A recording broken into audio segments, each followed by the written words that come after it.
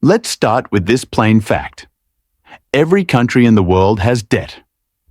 The US owes over 38 trillion. The EU is around 14 trillion, and Japan sits near 9 trillion.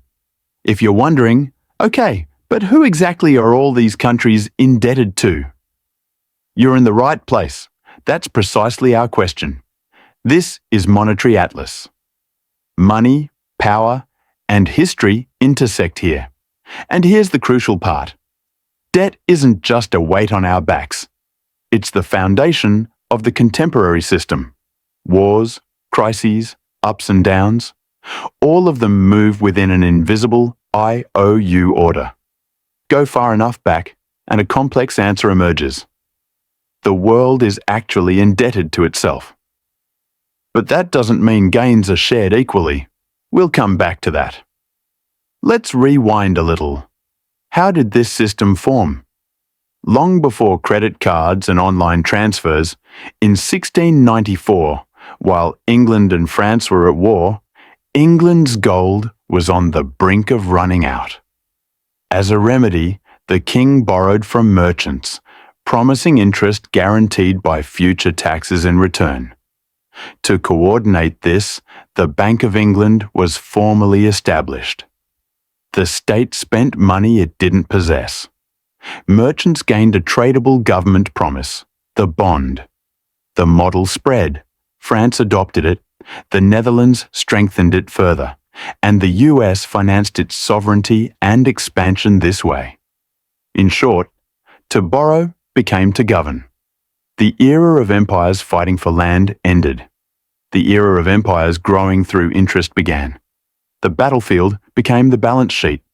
Fast forward to today. Debt is the world's primary export. The US has 38 trillion C, Japan 9 trillion C. The world's total debt grows by plus 1 trillion every 100 days. Everyone has debt and everyone is a creditor. So who's at the other end of the rope? Let's go via the US. Half of all debt is in the hands of investors. About 2/3 of them are American institutions, banks, funds, insurance, the Fed. The remaining 1/3 is foreign, led by Japan, approximately 1 trillion, then China, approximately 800 billion, followed by the UK, Luxembourg, Belgium. It's true the US owes China, but it's about approximately 2% of the total. So the vast majority of US debt is to itself. The Treasury issues bonds, banks/funds buy them. The Fed purchases when needed and creates new dollars. Taxes go to interest payments. Interest cycles back to pension funds. It's like looking straight into a mirror. This vortex is global. Japan buys US treasuries. The US extends credit to Europe via the IMF, Europe to developing countries through the World Bank. And they, in turn, steer their reserves back into Western bonds. On a planetary scale, promises change hands like a pen. Everyone's vault holds someone else's "I'll pay tomorrow." Note, the rule is simple. No one leaves the table. And there are those who hold the leash of this invisible order. The markets. Hedge funds, pension funds, sovereign wealth funds, central banks. They manage trillions and more. In practice, they decide who borrows cheaper and who gets to survive. If confidence wobbles, the currency collapses, the government stumbles, the economy gets rewritten overnight. Harsh, but true. Democracy decides who will control. Markets decide who will survive. What role do central banks take exactly? They don't just manage debt, they create it. When they buy bonds, they produce new money in return. Someone's liabilities become someone else's assets. Every unit of currency in circulation is offset as debt somewhere else. Not peaceful, but real. There is no such thing as debt-free money. This system has run on baie des confidence gas for years. As long as investors believe the interest will be paid, the wheels turn, even if principal isn't repaid. What happens when confidence shakes? Greece, 2010.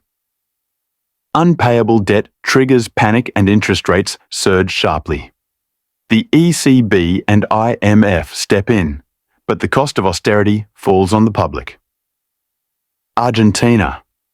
Hit the barrier multiple times. In Sri Lanka, when foreign currency ran out, even fuel disappeared. When the system breaks, the creditors behind the curtain become visible. The IMF, the ratings agencies, the anonymous bondholders. So why do we keep rewinding? Because in the 21st century, public debts were conceived, not to be paid off, but to be rolled over. States don't plan to close the tab. They issue new debt to pay the old.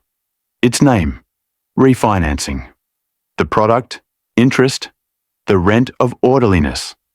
The global economy has become unable to move without this rent. Will the US pay off all its debt? In theory, yes. In practice, it absolutely shouldn't. Because those bonds are the most reassuring collateral for banks/funds. If you paid them all off, you'd pull out a load-bearing pillar of the system. The money supply would contract, and deflation, a hard stop, would follow. That's why governments keep debt going in harmony, like the heartbeat of